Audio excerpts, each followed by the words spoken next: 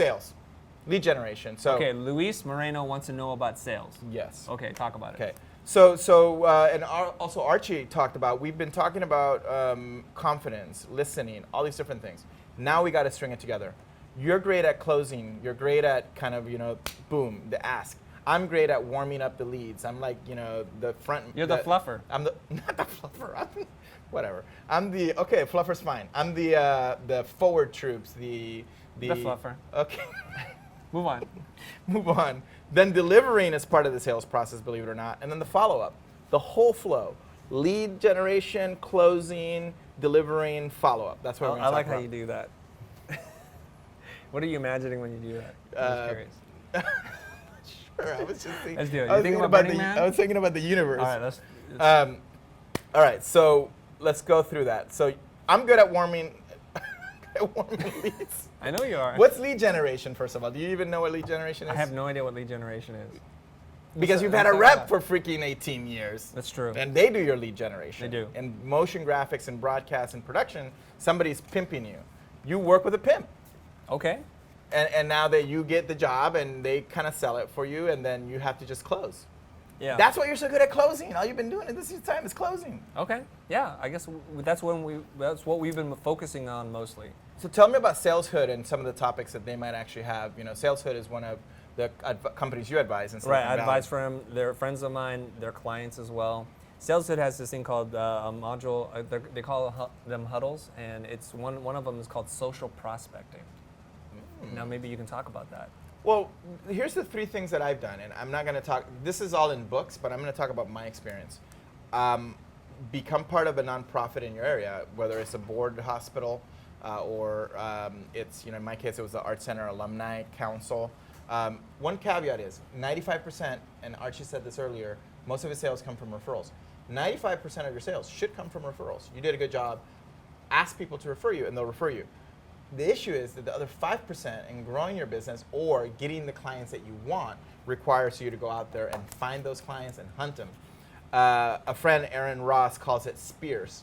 Lead generation is spears, like what you throw at your target to capture them or to get them hooked, which is a very violent metaphor.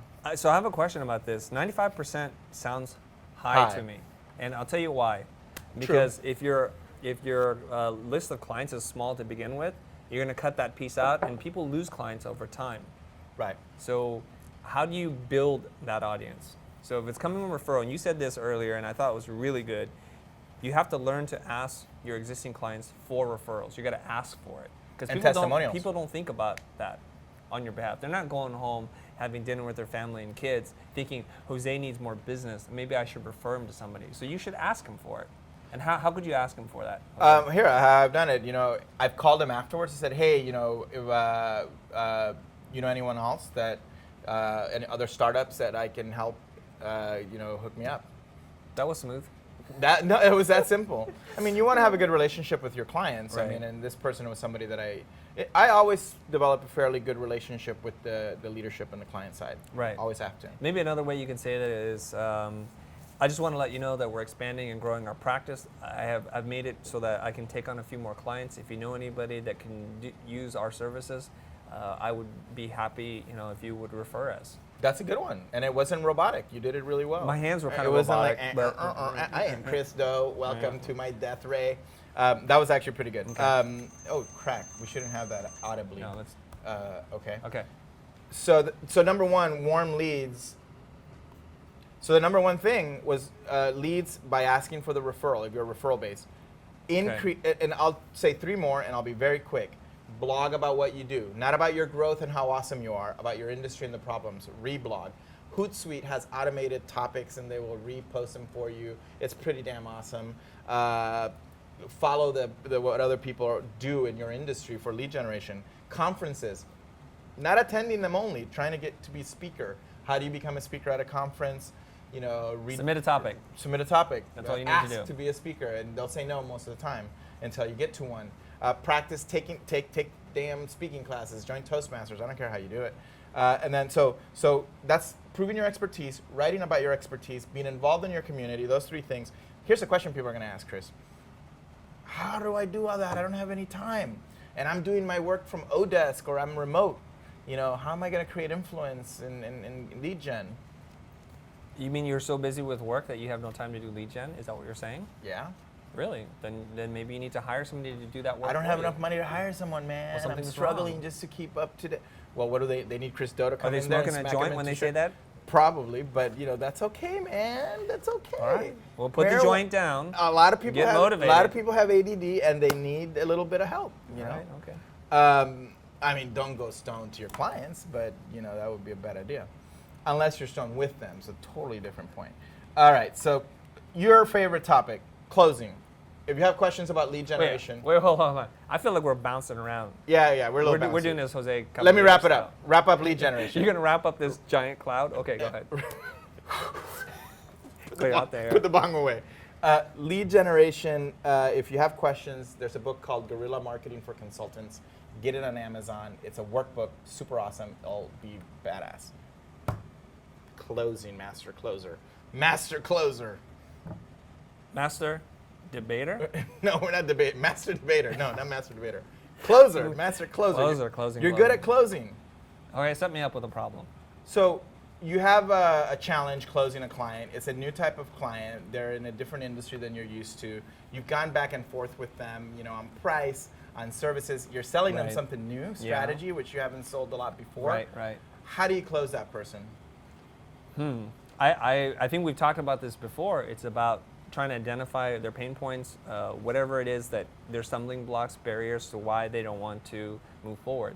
It could be a number of issues. It could just be it's the wrong time, meaning that they're ready to do this in 2 months and you just need to know that so you don't just kind of annoy the heck out of them. It could be that the price is too high or they're concerned about deliverables or something like that. So I really try to just spend some time and say, well, what's holding this process up? And think about what I can do to help move that along, okay? And sometimes you got to just leave it alone. They're not ready to buy.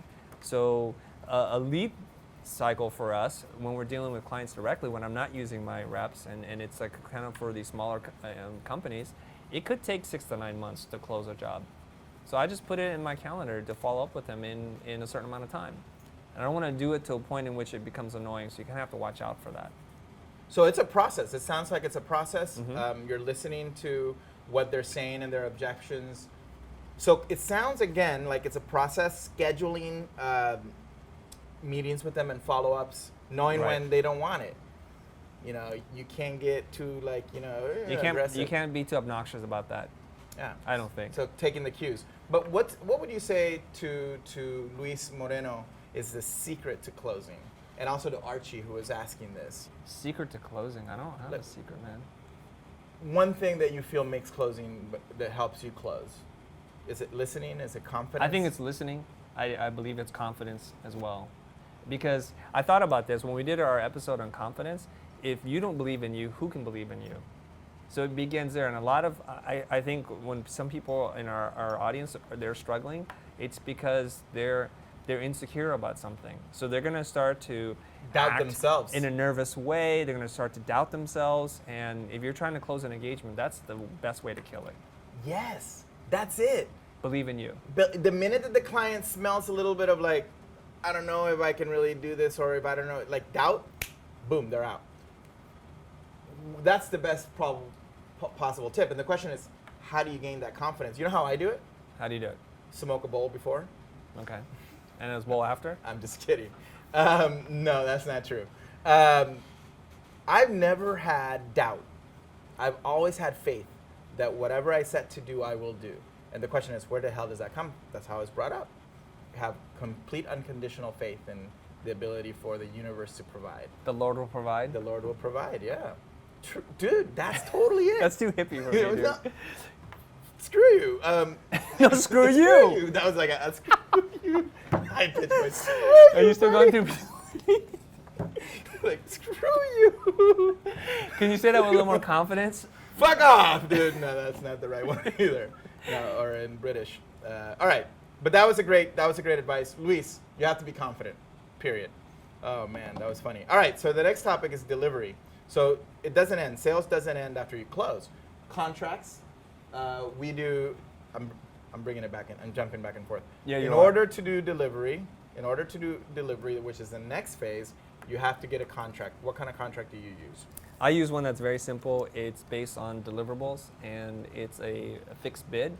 It's not based on hourly, because I like to do value-based pricing. And so I'm usually figuring out the client's comfort range in terms of budget and what market value is. So I could possibly be doing the same amount of work for 2 different clients and charge them 2 very different prices, even though to me the value is the same. But the threshold of what one company can afford versus another is different. So if they're a multi-billion-dollar company, they're going to have to pay more, and I think we talked about this before, for assurance that you're not going to screw it up. Yeah. The smaller company, it's not going to impact them as much. They're not doing $10 million of printing annually just for the brochures that they're doing.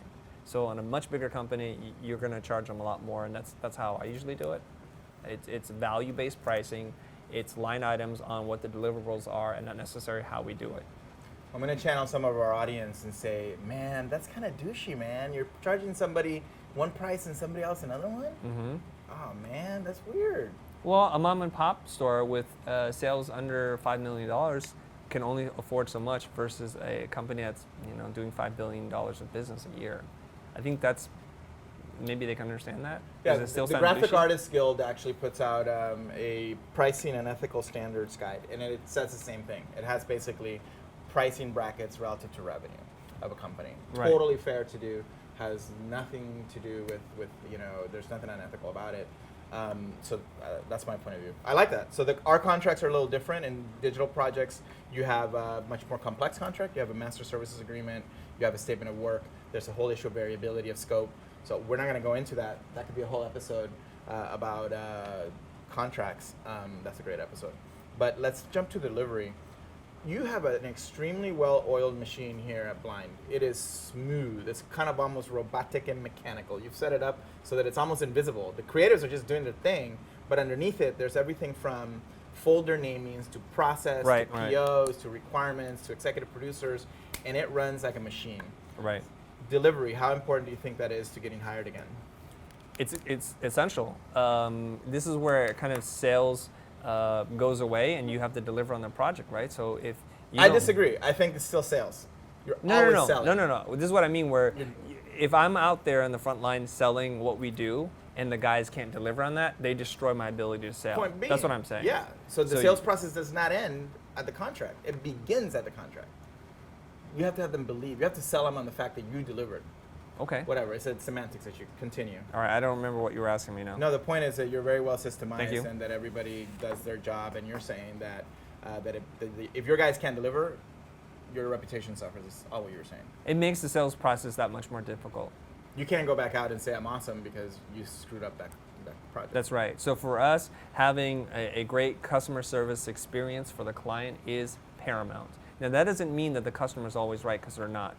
I'll give you one example. Okay, so this is the balance here, because some people assume that customer service is about always doing what the clients tell you to do, and that is a road to disaster potentially, because they came to you for your expertise, and sometimes you kind of have to look at what the objectives are, and clients can get very prescriptive with their direction. So I'll give you an example. We're shooting a car commercial, and the clients didn't have enough money to use or to pay for a very specific piece of equipment, a techno crane. And so they wanted to do a complex move-in on the car. They said, do it for this amount of money. We agreed, and the shot was basically unusable, okay? Because you have to coordinate a lot of different parts with the camera moving in, coming down on the car, and then staying focused on it while the car is spinning as well. Jeez. So what my team had to do was then to take the photographic plates, build the CG car, map that back on, and retrack and stabilize the whole shot. Jeez. So many problems. So that was a great lesson for us, in that we learned that when the clients say this, you can say, you don't need to say no. You can say, if we do it your way and it goes wrong, and we believe it will, there are 2 other options here. We'll do in CG, it'll cost this much, or you can just pay up front and rent the right kind of equipment so that we can do it the right way. Perfect. So that's an issue there. But other than that, I really try to deliver on a great frictionless client engagement. That's what I'm trying to do. And so what we do is we move the friction, the conflict up front. We work it out in the contracts and the negotiation process, right? So they know what we're getting into. So the rest of it is just we're executing against that. Perfect. Thank you. That was awesome. And the only thing I'll add to that is that you can really investing in process and understanding the delivery process. One of the best investments you can do, as a young entrepreneur doing, even if you're just consulting on Odesk, having and walking your client through what process you use is critical, because now they have confidence in you, and you start following it, and you have confidence in having a blueprint. Freeballing, no. Freestyling is not a good idea. If you have no idea exactly how you're going to deliver, and you haven't, developed the process or copied somebody else's, you're in danger of the traditional. You'll get upset with the client because they're asking for too much. You get angry. You stop calling them back. The client's like, and then I have to deal with it when I get hired, and they say, well, our previous web developer or web designer stopped calling us. And the reason that happened is because you fucked up. It was your fault that they stopped calling. It's always your fault, no matter what. All right. Whose fault is it? The person who, not the client. It's never the client's fault. It's always and some people are going to say, oh yeah, the client was an idiot. You took the job, so who's the bigger idiot, the client or you? All right, let's move on. We're going to need to change your lower third here, because I noticed it says Jose Caballer. Digital Baller Caballer. Right. Today it should say Jose Free Baller Caballer, because that's how we're doing this show. But keep that going. would be if I was wearing no underwear. But all right, moving on. So follow up. So what happens when you end the project? What do you do? What do we do? Well, we want to follow up with the client. We probably want to send them a gift, thanking them for the business, that we appreciate what they've done. For example? You can write a personal note. Personal note goes a long way. The good old-fashioned analog, I'm going to write you a note because I'm going to take the time to do it. Okay, that's People nice. respond to that. You can just send them some kind of token of your appreciation. It's not about the size or the scale or how much money that you spend, but it's just to genuinely thank them. And so if you've been paying attention during the entire process, you learn about your clients and what they like and their preferences, and you try and do something a little tailored for them. Yeah. We've done everything. We've done from spa packages. It could be a book. I don't even want to go that crazy, because a lot of our clients, they have policies against that, because it can be considered bribery. Oh, so you're there's right. a policy At a corporate level. At corporate level, it's like gift basket. Nothing that you Cheese? can do. It can't even exceed $20. Okay. So I like a to do $15 gift basket. something very personal if we can. I like the personal touch. Yeah. But gift baskets are good too. And if it's a startup and they don't have any of those policies, you can give them fancier gifts. Yeah, like one of my clients, they like spicy foods and they love wasabi. So I got them some kind of thing that you can only buy in Asian markets, like a wasabi piece, and send it to them. That's great. That's Do all. you ask them for a referral or for testimonial? My executive producer should. Yeah. They usually will send you a really nice complimentary email. That's how you know you're doing it right. And so then we just ask at some point, can we use this as a testimonial? As a testimonial. Mm-hmm. I started recording a lot of the process that we, in our projects at the end of my run at the group, and I actually asked them if they were willing to record a video testimonial. Right. And they were. Most of them were like, yeah, cool, man. Okay. That's super cool. So we're almost out of time here. We're almost out of time. Stringing this together, you didn't know at the beginning like what the heck we were talking about. Do you think this is valuable for Luis, for our audience, for Archie, for anybody, for you? I don't know. I'll have to For watch Chris, the who's in the playback. audience? We'll have to watch the playback and see what you guys have to say. You were able to do it, but I think we bounced around a lot. We bounced, but you can edit that. I like how you guys covered that. I feel like there should be a little bit more detail as far as the onboarding process, because there's like steps in there like to onboard a client and what happens during that phase. There's kind of summarize it, but I'd like to get into more detail about that. So Well, we more have a minute. detailed, Onboarding. Is that Okay. another episode? It might be another episode, but I'll give you a Yeah, taste maybe of that it. could be another episode. I'll give you a taste of it. Onboarding, you mean the contract and begin That's the content part of it. So What else is it? so That's there's only a a few part things. of it. There's that first meeting, the kickoff, Yeah. being really ready with a really nice welcome to working with us. Yeah. You know, this is who your team is, your schedule, the process that we're going to undergo, Yeah. setting the tone for the engagement, knowing, you know what you say about like, look, we're going to make mistakes, we know that. You have to start setting up the relationship during that. For us, what we would do is in the kickoff, we would also do the core strategy process.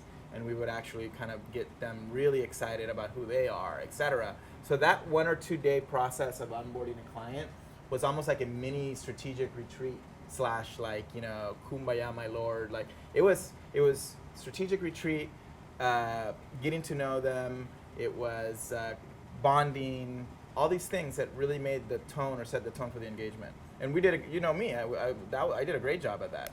Clients were just like, woo, this is gonna be awesome. And we kept the engagement like that. I had the quotes to prove it. That was the funnest experience. This is not we've the ever face had. of doubt. No, This is yeah, the face of agreement. You're doubtful usually. So yeah. Okay. Does that help? Was that helpful?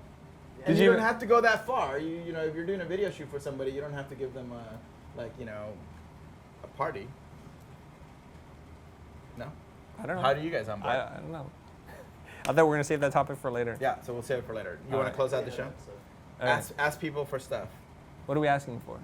Questions. Oh yeah, so you know we Twitter. do read what you guys post on Twitter, on YouTube, so make sure you guys post a comment because we definitely use that for material for future topics, and we're starting to run out of topics here, so let us know what you guys think, okay? Thank you, Luis Moreno. We'll see you guys. All right, thanks. That was it. That was it. What do you think? That Alright. wasn't that bad? Yeah, it's free balling. It was not that free. Rolling, rolling, rolling. This is for the bloopers. Rolling, rolling, rolling. rolling.